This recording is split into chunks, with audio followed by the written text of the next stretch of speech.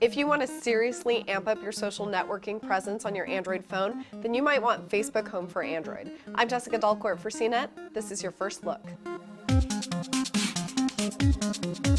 Now, Facebook Home is not an operating system, it is an app that skins your home screens.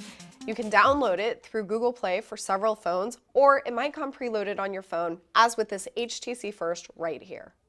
Facebook calls the photos and status updates that you see march across your screen cover feed. And from these screens, you can like a picture or a status, and you can comment as well.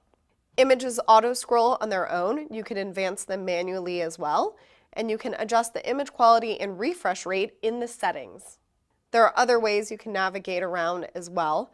If you tap your own profile picture, you can launch the Messenger, open your app tray, or return to the last app that you had open.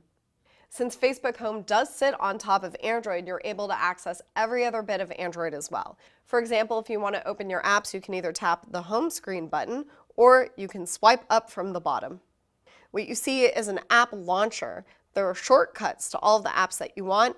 You can drag and drop apps on or off if you want to remove them. You can have as many app launcher pages as you want. To see a full list of apps, you swipe over to the left and you've got a vertical list right there. From the launcher, you can update your Facebook status, check into a location, and upload photos through a specific Facebook uploader tool. Chatheads is the same as your Facebook Messenger, but you can chat through Facebook or through SMS with your contacts. Circular icons of your friends' profile pictures pop up when they chat with you, and from there you'll be able to drag them all over the screen and interact with them. To close it, you simply swipe the chat head away.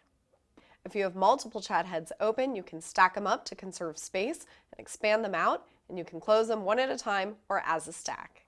Facebook Home takes over your lock screen by default, so that when you wake up the phone, Home is the first thing you see. However, you can change this in the settings, and you can have your regular lock screen as well. Facebook Home is also really easy to turn off and turn back on again if you change your mind and you want to suspend it for a little bit.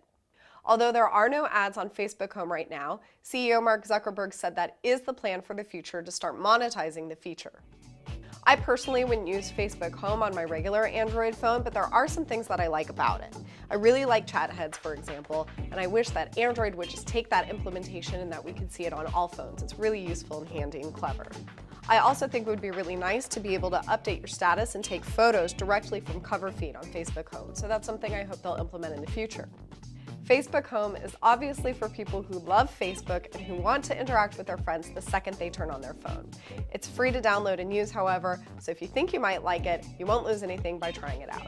I'm Jessica Dalcourt for CNET. This has been your first look at Facebook Home, and you can read my full review at cnet.com.